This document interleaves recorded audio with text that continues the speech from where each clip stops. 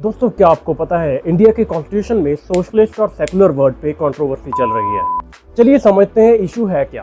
Preamble यानी कि constitution की इंट्रोडक्शन, जिसे पढ़कर हमें पता लगता है कि इंडिया का देश कैसा है, डेमोक्रेटिक है, सेकुलर है, रिपब्लिक है।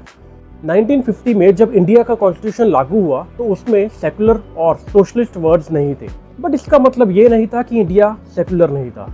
फंडामेंटल राइट्स आर्टिकल 25 से लेकर 28 तक हमें देख के ये पता लगता है कि इंडिया सेकुलर तो था, धर्म की बराबरता तो थी। और अगर बात करें सोशलिस्ट की, तो गरीबों के हित के लिए तो पॉलिसीज बन ही रही थी, जो कि डायरेक्टिव प्रिंसिपल से भी पता चल जाता है। और फिर आई 1975 की नेशनल इमरजेंसी, मीडिया बंद, ऑपोजिशन जेल में और डेमोक्रेसी अंधेरे में। और 1976 में इंदिरा गांधी गवर्नमेंट ने 42nd कॉन्स्टिट्यूशनल अमेंडमेंट के थ्रू ये दो वर्ड सोशलिस्ट और सेकुलर कॉन्स्टिट्यूशन में ऐड किए। और अगर रीसेंट सिनेरियो की बात करूं तो कुछ लोग कह रहे हैं कि ये कॉन्स्टिट्यूशन असली नहीं और ये शब्द भारत की रूट्स के खिलाफ है। हमारे वाइस प्रेसिडेंट ने तो इनको अल्सर्स तक कह दिया।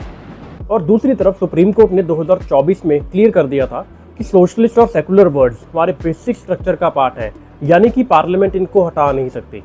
तो आप क्या सोचते हैं, इन वर्ड्स को लेकर राजनीति हो रही है? कमेंट करके जरूर बताएं।